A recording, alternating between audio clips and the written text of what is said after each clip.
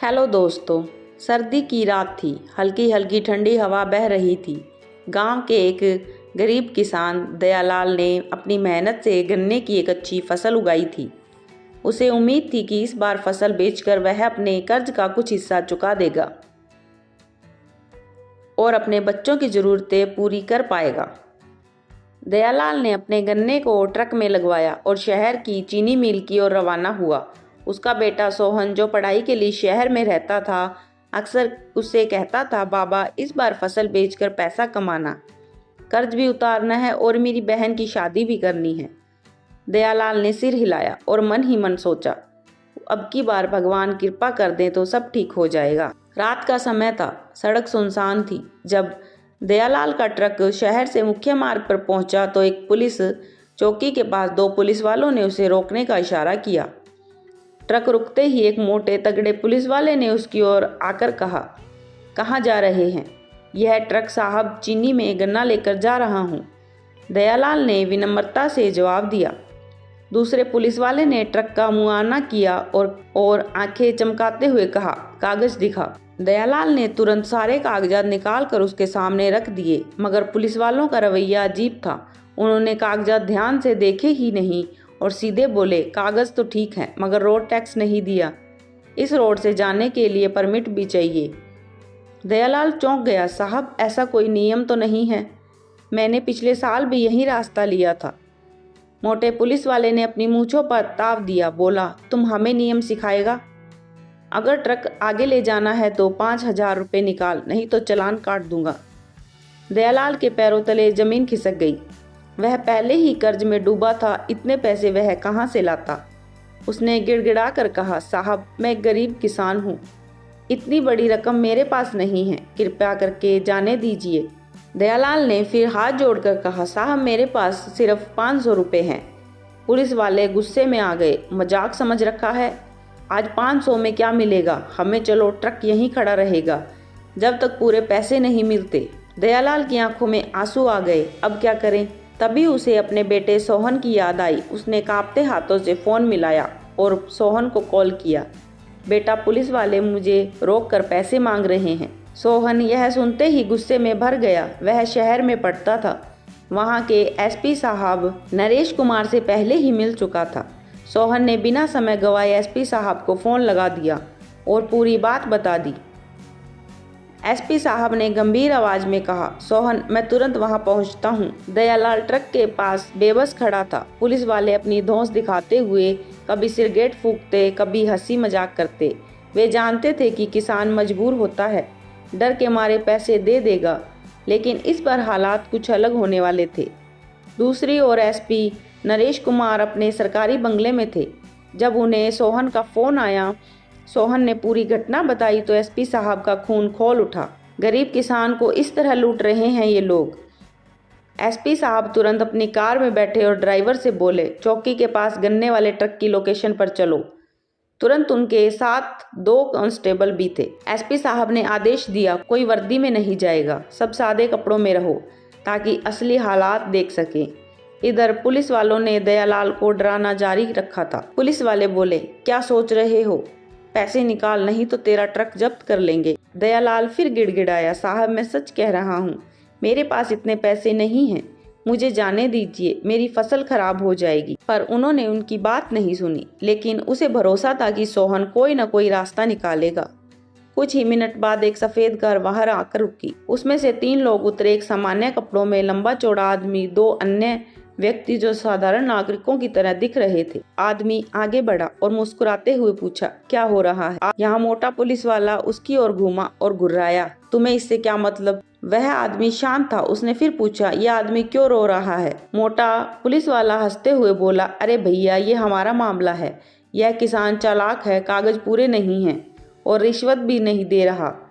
लेकिन तभी वह आदमी एकदम गंभीर हो गया। उसने अपनी जेब से पुलिस विभाग का पहचान पत्र निकाला और कड़क आवाज में बोला, मैं एसपी नरेश कुमार हूँ, अब तुम दोनों गिरफ्तार होने वाले हो। यह सुनते ही दोनों पुलिस वालों की हालत खराब हो गई। उनके चेहरे का रंग उड़ गया। एसपी साहब ने अपनी टीम की ओर इशारा किया और उन्होंने तुरंत उन पुलिस वालों को पकड़ लिया। सर, हमें माफ़ कर दीजिए, हमसे गलती हो गई। लेकिन एसपी साहब ने गुस्से में कहा, तुम जैसे भ्रष्ट पुलिस वाले वर्दी की बेइज्जती कर रहे हो, गरीब किसान को लूटते हो। अब असली कानून तुम्हें बताएगा कि न्याय क्या होता है। इसके बाद एसपी साहब ने ट्रक के सारे कागजात चेक किए और पाया कि दयालाल बिल्कुल सही कह रहा था। दयालाल जी, आप बेझिझक जाइए और अपनी फसल बेचिए। इन दोनों को अपनी गलती की सजा भुगतनी होगी। दयालाल की आंखों में आंसू आ गए, लेकिन अब ये आंसू दुख के नहीं बल्कि राहत और खुशी के थे। यह सब सुनकर पुलिस चौकी पर हलचल मच गई। दोनों भ्रष्ट पुलिस वालों के चेहरे सफेद पड़ चुके थे। वे अभी तक समझ नहीं पा रहे थे कि उनके साथ हो क्या रहा है। मोटे पुलिस वाले ने हिम्मत जुटाकर कहा, साहब, हम तो बस नियमों का पालन कर रहे थे। एसपी साहब ने गुस्से में उसकी तरफ देखा और कड़क आवाज में बोले, तुम जैसे लोग नियमों के नाम पर लूटपाट करते हो, शर्म नहीं आती? गरीब किसान से रिश्वत मांगते हुए तुम्हारी वर्दी तुमसे जाने वाली है। फिर उन्होंने पास खड़े कांस्टेबल को आदेश दिया, इन दोनों की वर्दी उतरवाओ और तुरंत गिरफ्तारी करो। यह सुनते ही दोनों की हालत खराब हो गई। एसपी साहब की कार्रवाई की खबर जंगल की आग की तरह पूरे थाने में फैल गई। वहां तैनात दूसरे पुलिसकर्मियों को समझ नहीं आ रहा था कि अब क्या होगा। थानेदार भी तुरंत बाहर आ गया। तब वह बोला, सर 1 मिनट, शायद कोई गलतफहमी हो गई है। एसपी नरेश ने उसे घूरते हुए कहा, गलतफहमी? मैंने अपनी आंखों से देखा है कि ये दोनों किसान से पैसा मांग रहे थे। क्या तुम भी इसमें शामिल हो? थानेदार के चेहरे पर पसीना आ गया। नहीं सर, मुझे तो कुछ पता नहीं था। तो अब पता चल गया ना। अब अपने बाकी स्टाफ को भी बता देना कि यदि कोई और रिश्वत लेते पकड़ा गया तो सिर्फ निलंबन ही नहीं होगा बल्कि सीधे जेल जाएगा। दयाराम यह सब देख रहा था। उसे यकीन नहीं हो रहा था कि उसे न्याय मिल चुका है। उसकी आंखों में आंसू थे, पर इस बार ये आंसू खुशी के थे। वह हाथ जोड़कर बोला, साहब, आपने मेरी मदद की, भगवान आपका भला करे। एसपी साहब ने मुस्कुराते हुए कहा, दयालाल जी, यह मेरा कर्तव्य था। अब आप निश्चित होकर अपनी फसल बेचने जाइए। फिर उन्होंने अपने कांस्टेबल से कहा, दयालाल जी को एक सुरक्षित पहुंचाने के लिए 2 पुलिसकर्मियों को उनके साथ भेजा। दयालाल को यकीन नहीं हो रहा था कि जिस पुलिस वालों ने उसे लूटा था, उसी पुलिस डिपार्टमेंट में एक अधिकारी ने उसे न्याय दिलाया था। इसके बाद एसपी साहब ने आदेश दिया, इन दोनों भ्रष्ट पुलिस वालों को तत्काल सस्पेंड किया जाता है।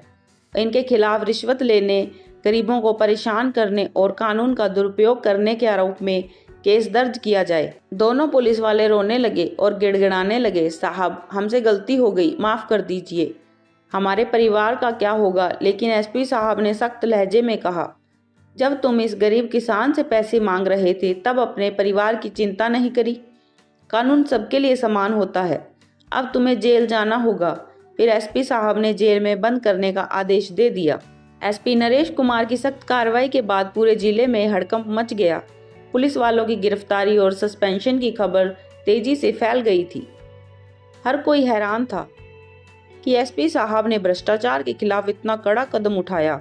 थानेदार ने तुरंत जिले के डीएसपी को फोन किया, सर, बड़ी गड़बड़ हो गई। एसपी साहब ने हमारे 2 लोगों को सस्पेंड करके जेल भिजवा दिया। डीएसपी ने गुस्से में कहा, आखिर तुम लोगों ने ऐसा क्या किया था? थानेदार हकलाते हुए बोला, सर, वे गरीब किसान से पैसे मांग रहे थे। एसपी साहब ने रंगे हाथ पकड़ लिया। डीएसपी ने गहरी सांस ली। गलती तुम्हारी है, एसपी साहब सही कर रहे हैं, मैं इस मामले में कुछ नहीं कर सकता। अब थानेदार को समझ आ गया था कि मामला इतना आसान नहीं था। उधर दयालाल अपनी गन्ने से भरी ट्रॉली लेकर चीनी मिल पहुंचा। वहां के मैनेजर ने उसे देखते ही कहा, अरे दयालाल, आज तो बहुत खुश लग रहा है। दयालाल ने मुस्कुराते हुए कहा, हाँ मालिक, आज पहली बार लगा कि सच में पुलिस गरीबों की मदद करती है।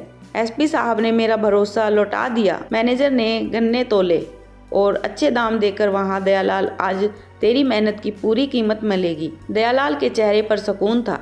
ऐसा ही नरेश कुमार की इस कार्रवाई की खबर मीडिया तक पहुँच चुकी थी। अगले दिन के अखबारों में सुर्खियां छपी, गरीब किसान से रिश्वत मांगने वाले 2 पुलिस वाले हुए सस्पेंड, एसपी नरेश कुमार ने भेजा जेल। टीवी चैनलों पर भी यह खबर चर्चा का विषय बन गई। एक पत्रकार ने एसपी साहब से सवाल किया, सर, क्या आपको लगता है कि कार्रवाई के बाद बाकी पुलिस वाले डरेंगे? एसपी नरेश कुमार ने दृढ़ता से जवाब दिया, अगर कोई पुलिस वाला रिश्वत लेने से नहीं डरता तो उसे कानून से डरना चाहिए। अब कानून का डंडा हर भ्रष्ट अफसर पर चलेगा। जेल के अंदर वे दोनों पुलिस वाले पसीने पसीने हो गए। मोटे पुलिस वाले ने अपने साथी से कहा, हमसे बहुत बड़ी गलती हो गई, सोचा नहीं था कि एसपी साहब खुद आ जाएंगे। छोटा पुलिस वाला सिर झुकाकर बोला, अब हमारी नौकरी तो गई, जेल भी झेलनी पड़ेगी। उन्हें समझ आ गया था कि भ्रष्टाचार का अंजाम कितना बुरा हो सकता है। एसपी नरेश कुमार यहीं नहीं रुके, उन्होंने जिले के सभी थानों में सख्त आदेश जारी कर दिए। अगर कोई पुलिसकर्मी रिश्वत लेते पकड़ा गया तो सिर्फ निलंबन ही नहीं बल्कि सीधे जेल भेजा जाएगा। अब पुलिस विभाग में खलबली मच गई थी। जो भी भ्रष्टाचार में लिप्त था वह डरने लगा। एसपी नरेश कुमार की कार्रवाई ने पूरा जिला हिला चुका था। हर कोई चर्चा कर रहा था कि अब पुलिस विभाग में रिश्वतखोरी आसान नहीं रहेगी। जिले के पुलिस कर्मियों में डर बैठ गया था कि कहीं उनकी भी करतूतें सामने ना आ जाए। एसपी नरेश शर्मा ने तुरंत जिले के सभी पुलिस थानों के इंचार्ज को मीटिंग के लिए बुलाया। जैसे ही सभी अधिकारी उनके सामने बैठे, उन्होंने गुस्से में कहा, मुझे पता है कि यहाँ बैठे कई लोग ईमानदारी से काम कर रहे हैं, लेकिन कुछ लोग ऐसे भी हैं जो वर्दी की इज्जत को तार तार कर रहे हैं। मैं आपको चेतावनी दे रहा हूँ, अगर आगे किसी भी पुलिस वाले ने किसी गरीब या किसी भी व्यक्ति से रिश्वत मांगी तो उसे सस्पेंड ही नहीं बल्कि जेल भी भेजा जाएगा।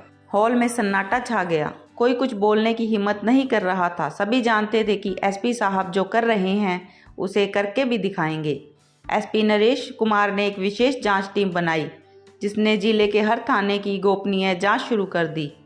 कुछ ही दिनों में पुलिस वालों की करतूतें सामने आने लगी और रिश्वतखोरी और जबरन वसूली में शामिल कुल 12 पुलिसकर्मियों को निलंबित कर दिया गया। 4 को गिरफ्तार कर लिया गया। पूरा जिला देख रहा था कि किस तरह एक ईमानदार एसपी ने भ्रष्टाचारी के खिलाफ मोर्चा खोल दिया है।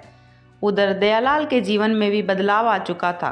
पहले जहां वह हमेशा डर में जीता था कि कहीं पुलिस वाले उसे परेशान ना करें, वहीं अब उसे विश्वास हो गया था कि न्याय संभव है। एक दिन एसपी नरेश कुमार खुद दयालाल के गांव पहुंचे। उनके साथ मीडिया और प्रशासनिक अधिकारी भी थे। गांव वालों ने उनका जोरदार स्वागत किया। दयालाल भावुक होकर बोला, साहब, आपने ना सिर्फ मेरी मदद की बल्कि पूरे जिले के किसानों को न्याय दिलाया। अब हमें पुलिस से डर नहीं था बल्कि हम उस पर भरोसा कर सकते हैं। एसपी साहब मुस्कुराए और बोले, अगर हर पुलिस वाला अपना काम ईमानदारी से करे तो कोई भी गरीब अन्याय का शिकार नहीं होगा। फिर उन्होंने घोषणा की कि जिले में हर पुलिस चौकी पर एक शिकायत पेटी लगाई जाएगी जिसमें आम जनता अपनी शिकायतें गुप्त रूप से डाल सकेगी। एसपी नरेश कुमार की इस कार्रवाई से पूरे जिले में एक नई उम्मीद जगी। अब लोग बेखौफ होकर अपने अधिकारों की बात करने लगे।